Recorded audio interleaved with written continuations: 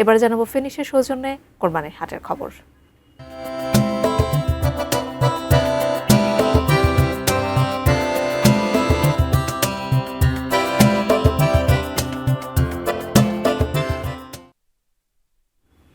গোপালগঞ্জে জমে উঠেছে কোরবানির পশুর হাট। পার্শ্ববর্তী কয়েকটি জেলা থেকে বিক্রির জন্য পশু নিয়ে এসেছেন খামারিরা। এ নিয়ে বিস্তারিত জানাতে জেলা শহরের অস্থায়ী পশুর হাট থেকে যুক্ত হচ্ছেন প্রতিনিধি সজীব বিশ্বাস। সজীব, আপনার কাছ থেকে পশুর হাটের খবর জানতে চাই, আজকের দিনে দরদাম কেমন দেখতে পাচ্ছেন?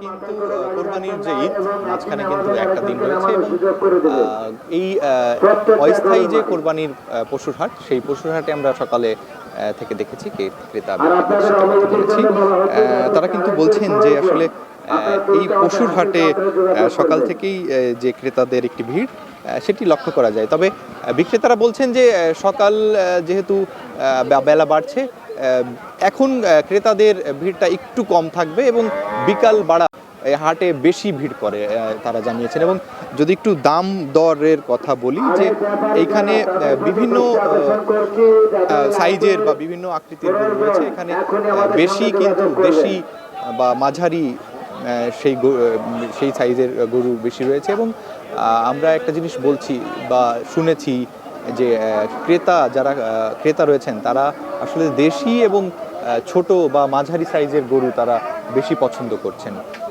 তবে ক্রেতারা বলছেন যে দাম তুলনামূলক গত বছরের তুলনায় এবার একটু বেশি রয়েছে।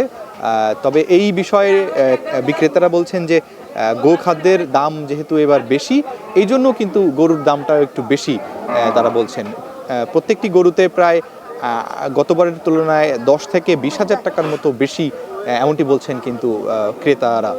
তো আরেকটি জিনিস বলে রাখি, এখানে শুধু গরু নয়, বিভিন্ন পশু রয়েছে, যেমন ভেড়া রয়েছে, ছাগল রয়েছে, বিভিন্ন পশু কিন্তু এই কোরবানির হাটে উঠেছে। এবং আরেকটু যদি বলি যে গোপালগঞ্জের যে এই অস্থায়ী কোরবানির পশুর হাট, এটি কিন্তু গোপালগঞ্জ পৌরসভার মধ্যে হাউজিং প্রকল্পে অবস্থিত। এবং এই হাউজিং প্রকল্পে কিন্তু শুধু গোপালগঞ্জেরই পশু নয়, পার্শ্ববর্তী কয়েকটি জেলার পশু কিন্তু এখানে তারা বিক্রির জন্য নিয়ে আসেন। এবং প্রত্যেক বছরই কিন্তু এখানে একটি বড়, অস্থায়ী হলেও কিন্তু খুব বড় একটি হাট এই গোপালগঞ্জের এই সদরের মধ্যে এই হাটটি হয়। এবং গোপালগঞ্জে মোট স্থায়ী হাট রয়েছে 4টি এবং অস্থায়ী হাট কিন্তু 11টি, মোট 15টি হাট রয়েছে। এবং এছাড়াও কিন্তু আমরা দেখি যে প্রয়োজনের তুলনায় যদি অনেক সময় বিভিন্ন ইউনিয়ন পরিষদে বা স্কুল মাঠে অস্থায়ী হাট ইউনিয়ন ভিত্তিকভাবে বা গ্রামীণভাবে কিন্তু এই হাটগুলো বসে এই কোরবানি উপলক্ষে।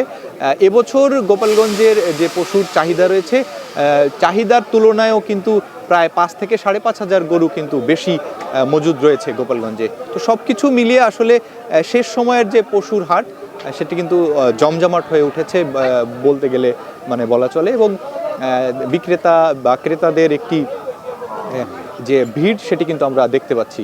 তো সব কিছু মিলিয়ে জমে উঠেছে গোপালগঞ্জের পশুর হাট। জাকিয়া, এই ছিল আমার কাছে গোপালগঞ্জের পশুর হাটের সর্বশেষ।